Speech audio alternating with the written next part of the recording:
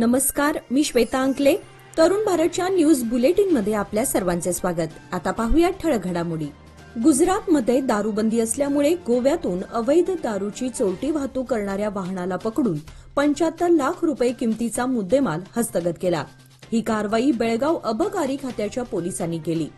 जिल्हा अबकारी खात्याच्या अधिकाऱ्यांना गुप्त बातमी मिळाली होती. मिळालेल्या बातमीच्या आधारे पोलीस पथकाने खानापूर तालुक्यातील कणकुंबी चेकपोस्ट येथे सापळा रचला. गोवा चोरला घाटाकडून येणाऱ्या वाहनांची तपासणी करीत असता 1 वाजता एक गाडी भरधाव येताना दिसली. त्या गाडीची सखोल तपासणी केली असता त्यामध्ये दारू साठा आढळला. मात्र या गाडीतील चालक फरार झालाय.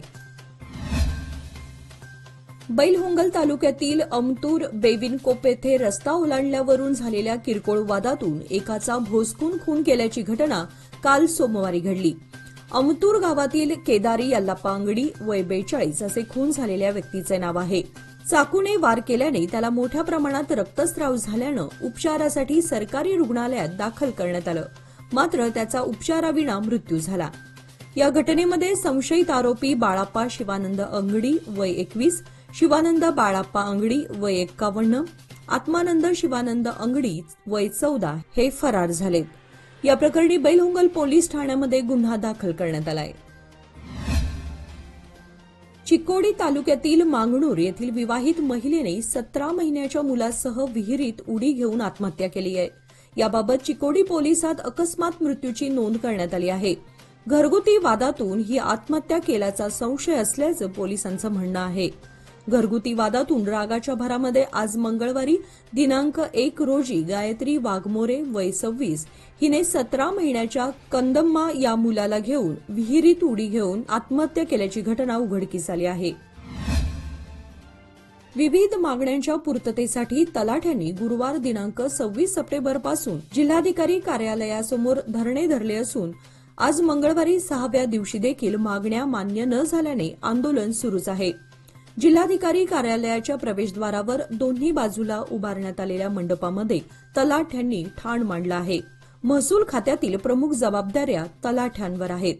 क दर्जा अधिकाऱ्यांप्रमाणे जरी तलाठ्यांचे काम होत असले तरी त्याप्रमाणे वेतन दिले जात नाही. त्यामुळे वेतनामध्ये वाढ करण्यात यावी ही मुख्य मागणी आहे. महानगरपालिकेचे सभागृह अस्तित्वात आल्यापासून विविध समस्यांमुळे आरोप प्रत्यारोप होत आहेत. यातच राज्याची सत्ता काँग्रेसकडे आणि महानगरपालिकेमध्ये भाजपची सत्ता, यामुळे लहान सहान विषयांवरून ही गदारोळ उडत आहेत.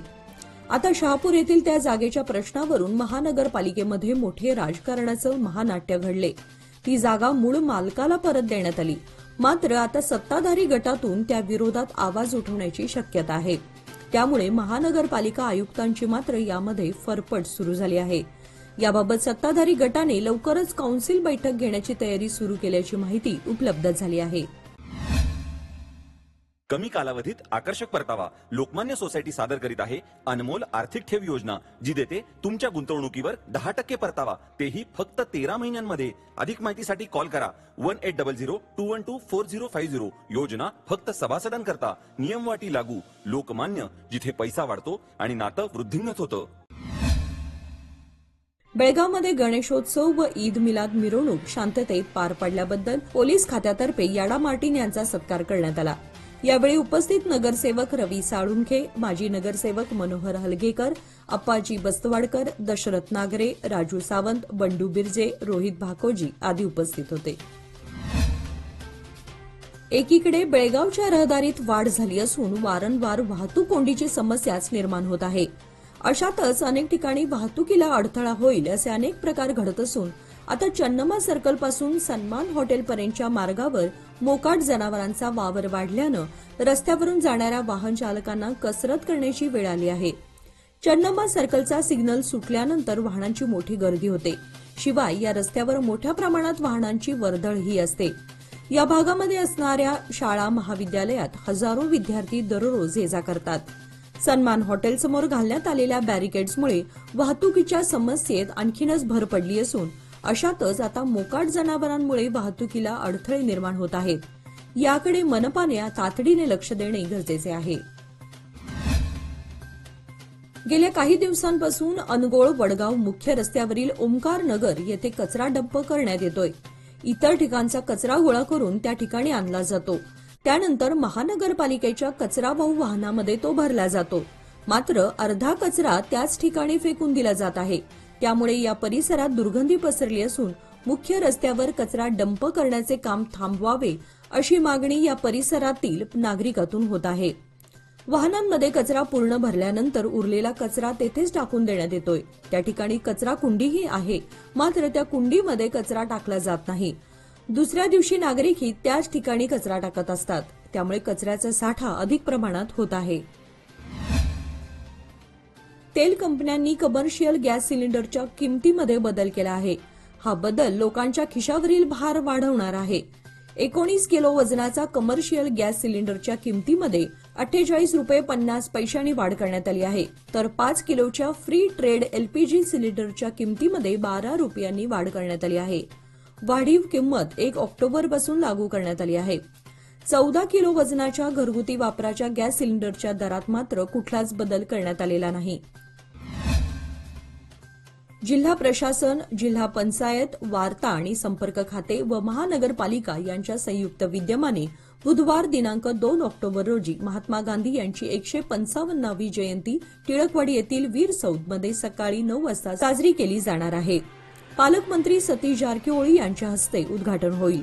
प्रमुख पाहुण्या म्हणून महिला व बालकल्याण मंत्री लक्ष्मी हेब्बाळकर, कर्नाटक सरकारचे दिल्ली येथील विशेष प्रतिनिधी प्रकाश हुक्केरी, आमदार राजू कागे, राज्यसभा सदस्य इरान्ना कडाडी, खासदार प्रियंका जारकिहोळी, खासदार जगदीश शेट्टर, खासदार विश्वेश्वरय्या हेगडे कागेरी यासह आमदार मान्यवर उपस्थित राहणार आहेत.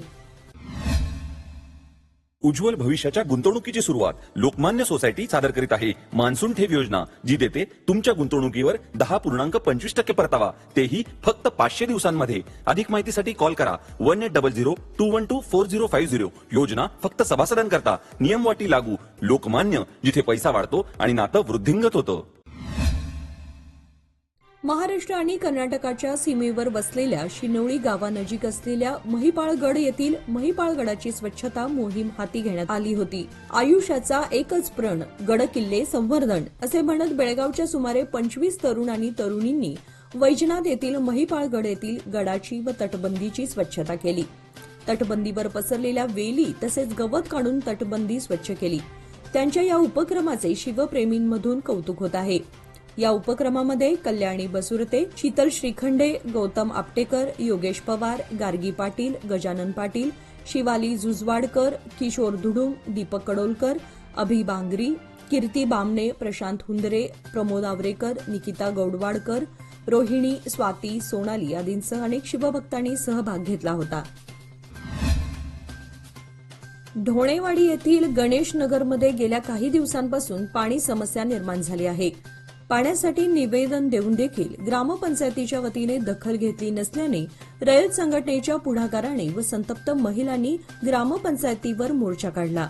यावेळी महिला व रयत संघटनेच्या कार्यकर्त्यांनी ग्रामपंचायतीसमोर ठिय्या मांडून पाणी समस्या निकाली काढण्याची मागणी केली. येत्या 5 तारखेपर्यंत पाणी व मुतारीची समस्या सोडवली नाही तर पुन्हा आंदोलन करण्याचा इशारा रयत संघटनेच्या कार्यकर्त्यांनी दिला आहे. तसेच मोर्चा आल्यावर कोणतीही समस्या सोडवण्याऐवजी त्या समस्यांकडे आधीच लक्ष देण्याची मागणी नागरिकांनी केली. राज्यातील महिला व बालविकास खात्याच्या मंत्री लक्ष्मी हेब्बाळकर यांनी बेळगाव जिल्हा भौगोलिकदृष्ट्या अत्यंत मोठा असून याच्या विकासासाठी बेळगाव जिल्ह्याचे विभाजन करण्याची तातडीची गरज असून यासाठी सर्व आमदारांच्या वतीने सरकारसमोर प्रस्ताव मांडण्याचा पुढाकार घेतल्याबद्दल त्यांचा चिकोडी जिल्हा आंदोलन समितीच्या वतीने नुकताच सत्कार करण्यात आला. चिकोडी जिल्हा आंदोलन समितीचे अध्यक्ष संजू बडिगेर यांच्या नेतृत्वाखालील शिष्टमंडळाने मंत्री हेब्बाळकर यांची भेट घेऊन त्यांचे अभिनंदन केले. तसेच जिल्ह्याच्या विकासाच्या दृष्टीने बेळगाव जिल्ह्याचे विभाजन आवश्यक असून पुढे ठेवलेले पाऊल मागे घेणार नाही असे त्यांनी सांगितले. याचबरोबर आजचे बातमीपत्र इथेच संपले. अधिक माहिती आणि ताज्या घडामोडींसाठी पाहत रहा तरुण भारत न्यूज चॅनल. तसेच आमच्या चॅनलला लाईक, शेअर आणि सबस्क्राईब करायला विसरू नका. आणि विश्वासार्ह बातम्यांसाठी दररोज वाचा दैनिक तरुण भारत.